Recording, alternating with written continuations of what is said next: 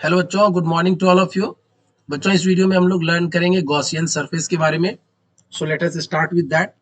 Gaussian surface क्या होता है? Any hypothetical closed surface enclosing a charge is called the Gaussian surface of that charge.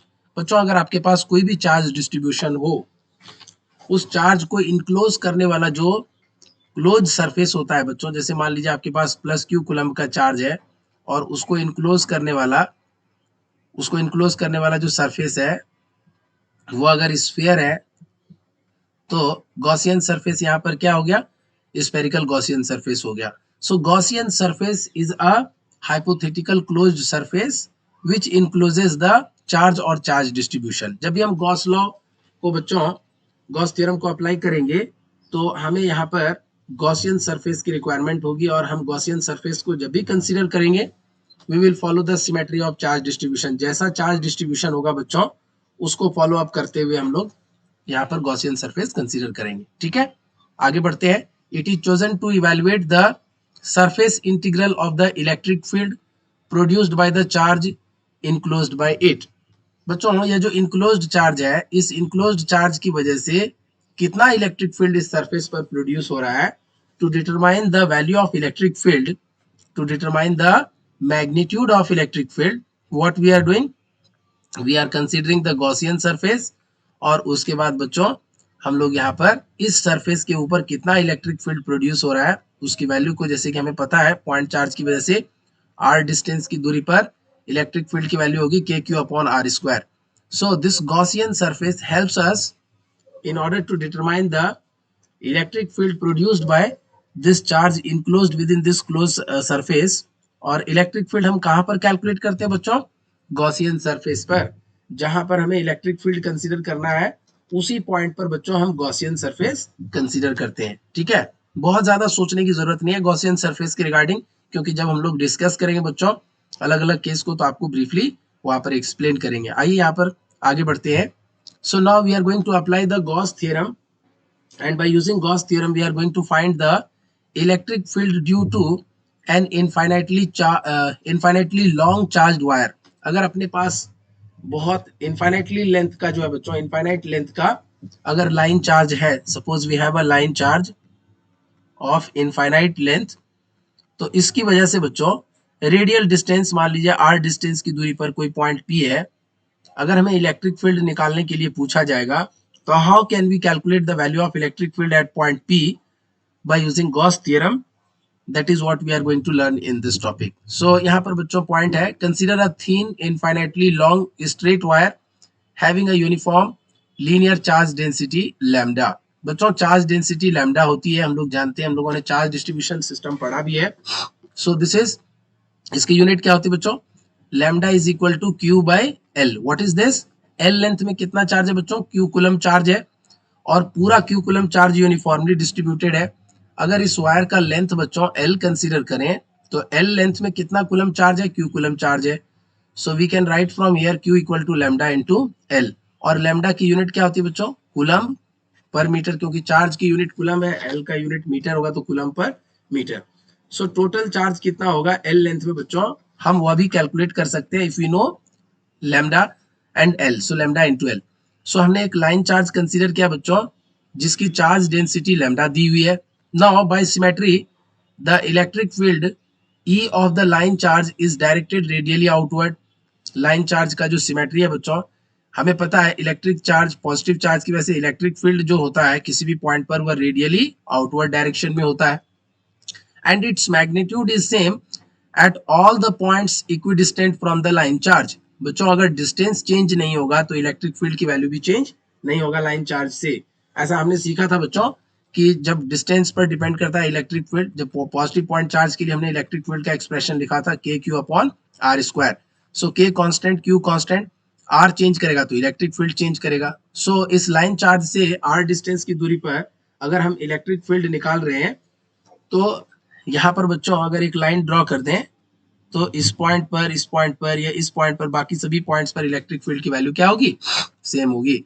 To determine the field at a distance R from the line charge, we choose a cylindrical Gaussian surface of radius r, length l, and with its axis along the line charge। बच्चों हमें electric field determine करना है r distance की दूरी पर यहां से इस लाइन चार्ज से।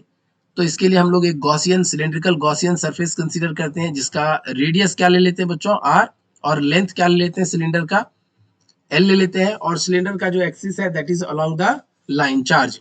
बच्चों इस चीज को समझने के लिए यहाँ पर आप आ जाइए, अपने पास एक फिगर है यहाँ पर, इससे आप बहुत आसानी से समझ सकते हैं। अपने पास ये लाइन चार्ज है ए बी, लैम्डा जो है charge per unit length represent कर रहा है, टोटल लेंथ एल है, so lambda is equal to Q by L. So अगर टोटल इनक्लोज्ड चार्ज निकाले बच्चों इस पूरे क्लोज्ड सरफेस में, सिलेंड्रिकल सरफेस में, that will be lambda into L. ठीक है बच्चों, सो यहाँ पर एक पॉइंट कंसीडर कर लिया, यहाँ से r डिस्टेंस की दूरी पर p पॉइंट कंसीडर कर लिया, और r रेडियस का हमने एक सिलेंडर बना लिया बच्चों।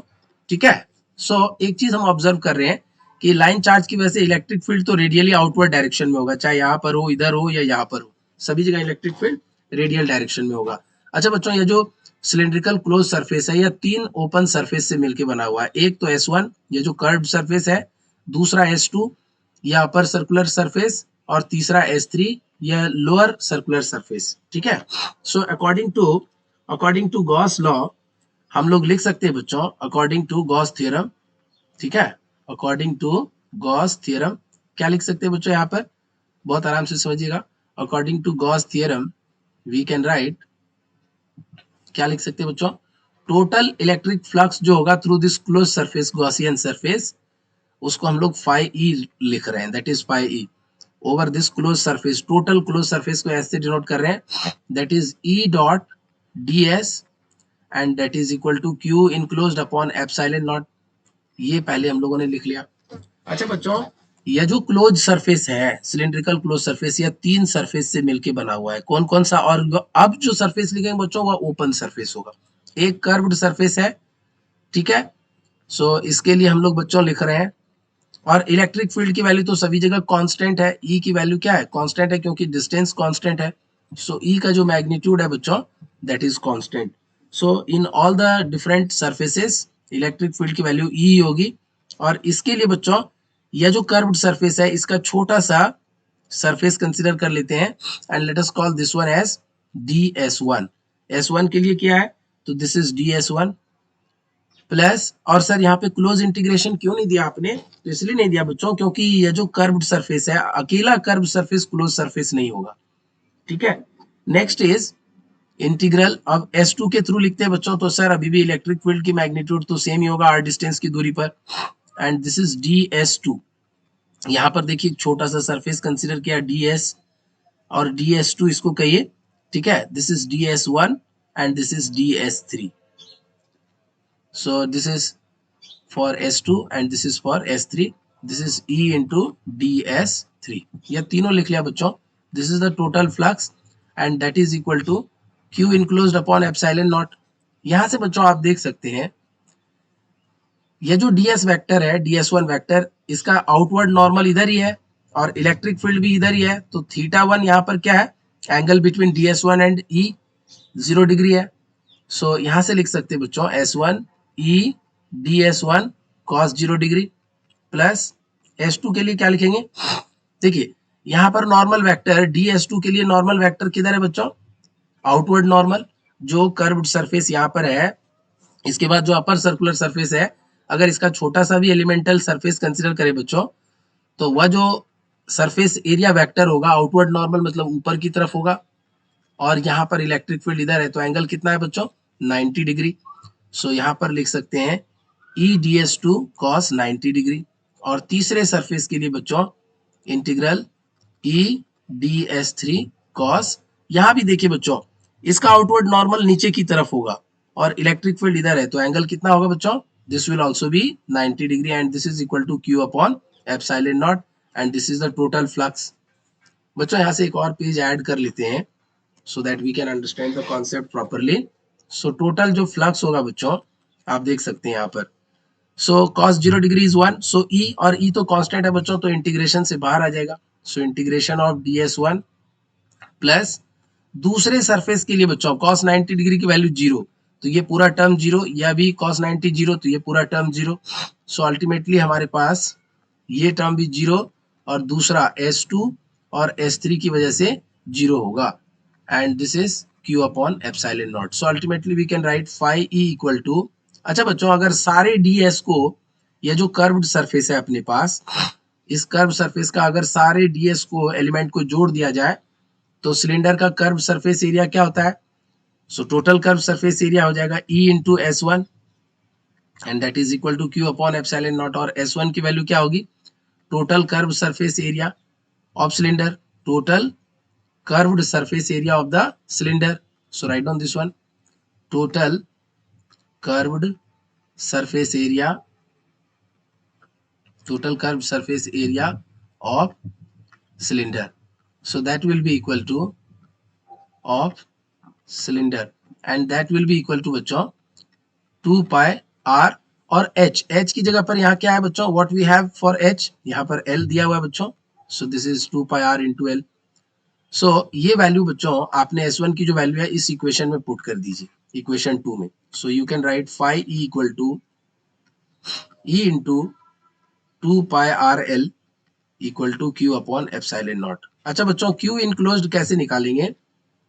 तो देखिएगा charge per unit length lambda है और टोटल लेंथ कितना है बच्चों? गॉसियन सरफेस के इनसाइड L है तो लैम्डा इक्वल टू होगा Q बाई L.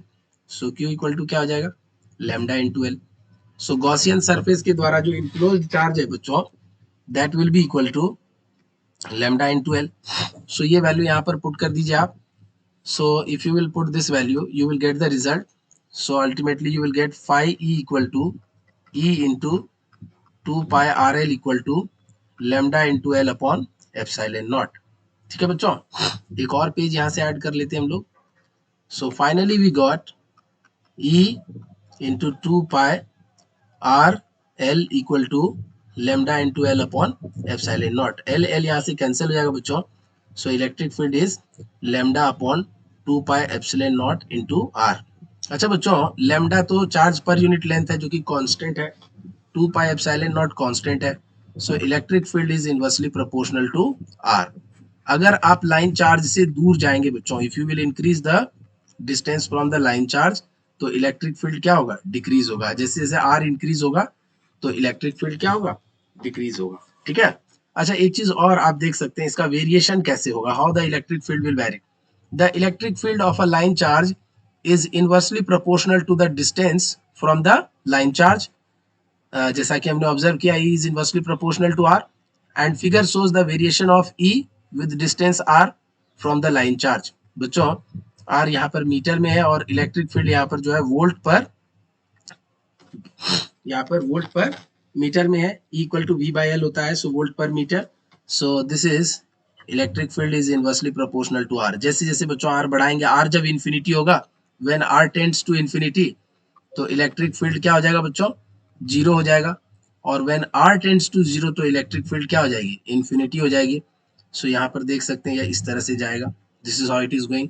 सो बच्चों इस कैरेक्टरिस्टिक में यह रेक्टेंगुलर हाइपरबोला है. अगर आपको इस कर्व का नाम भी पूछ लिया जाए तो you can tell the shape of this curve is rectangular hyperbola. So बच्चों this is how we derive for the electric field due to line charge by using Gauss theorem. So बच्चों इस वीडियो में इतना ही, मिलते हैं अगले video में. Thank you. Thanks to